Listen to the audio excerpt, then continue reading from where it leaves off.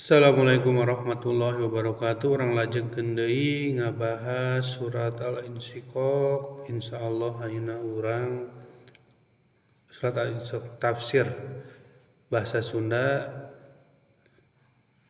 karya Ustaz Uus Suhendar. Ayeuna urang tos dugi ka surat Al-Insyiqaq ayat genep dugi ka ayat 8. A'udzubillahi minasyaitonirrajim.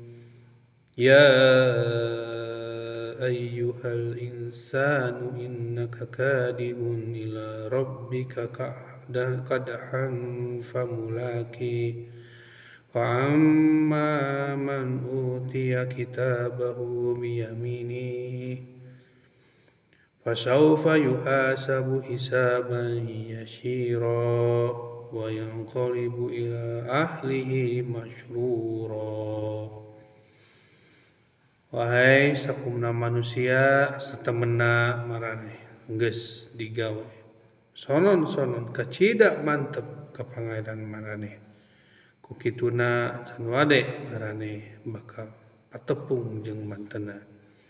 Anapun jalma-jalma anu dipaparin catatan amal ti beulah katuhunana engke manehna bakal dibalitungkeun ku balitungan anu enteng anu jeung bakal malang ka keluargana, mulang ka keluargana kalawan suka bunga. Ya ayyuhal insan, wahai sakumaha manusia rek muslim atawa kafir, innaka satamana anjeun kadihun digawe sonon-sonon dikhodhat nepi ka poho ibadah ka Allah. Ila rabbika ngulang mah pasti madep ka pangaran anjeun. Kadhan lafat kadhan dina ilmu nahu jadi maf'ul mutlak atau fungsina pikeun taukid nguatkeun kecap. Fiil atawa sarimbang jeung fiil anu aya samemehna nyaeta kecap kadihun. Kecap kadihun ngagambarkeun ti hatna manusia nyiar kahirupan.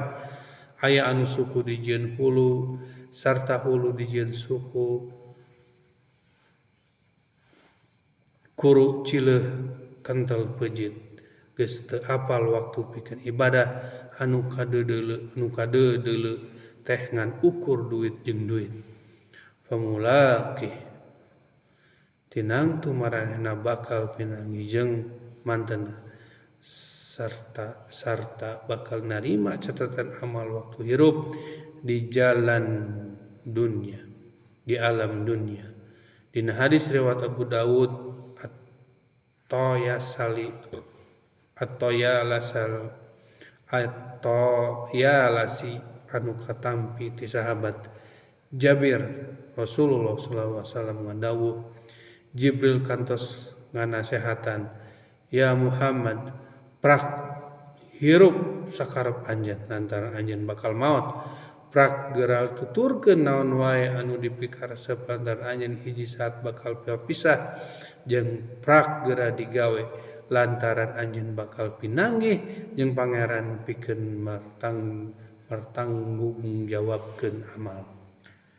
Catatan amal manusia bakal dibagikeun ti dua arah. Fa amman utiya sing saha jalma anu dipaparin Burhanuddin al-Biqai ngomentar kecap utiya diungkapkeun fiil majhul teu disebutkeun subjeknya isyarat yen pembagian catatan amal kacida pisan entengna mungguhing Allah Subhanahu wa taala. Kitabahu catatan amal hirupna waktu di alam dunia teh biyaminihi beulah katuhunana fasaufa yuhasabu maka eta jalma bakal dipariksana teh hisaban yasira kalayan pamariksaan anu enteng jeung lancar. Dina hadis riwayat Bukhari, At-Tirmizi, Ahmad jeung Ibnu Jarir dijelaskan yen Siti Aisyah kantos nalek ka Kanjeng Nabi ngeunaan ayat fasaufa yuhasabu hisaba yasira Rasulullah SAW ngawalar yen jalma anu taat ka Allah jeung Rasulna bakal dipintonkeun wungkul rekaman amalna sarta lamun aya dosa tinangtu bakal dihampura.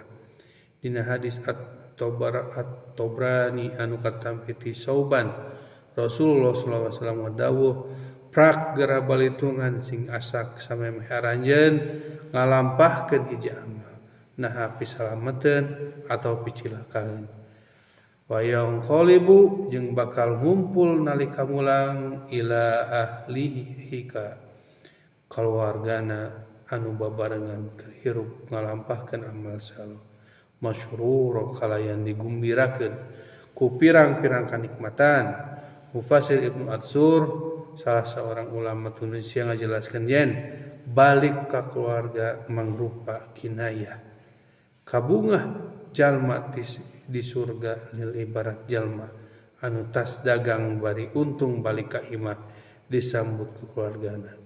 Kagembiraan jalma anu lolos tina pameriksaan amal oge dipaparkeun dina surat Al-Haqqah ayat 18 dugi ka 24. Anapun jalma-jalma anu dipaparin catatan amal tibeulah katuhunana marenehna nyarita bari gumbira baraca yen catatan amal kuring baheula yen yakin yen kuring bakal pinanggih jeung poe balitungan amal.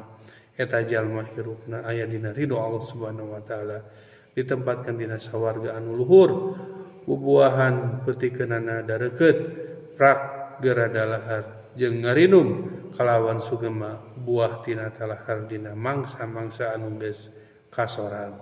Sakitu wae urang macakeun tafsir juz amma surat Al-Insyiqaq ayat 6 dugi ka ayat 8 karya Ustaz Uus Suhendar. Mugia-mugia aya manfaatna. Qulu qouli hada wa astaghfirullaha li wa lakum. Assalamualaikum warahmatullahi wabarakatuh.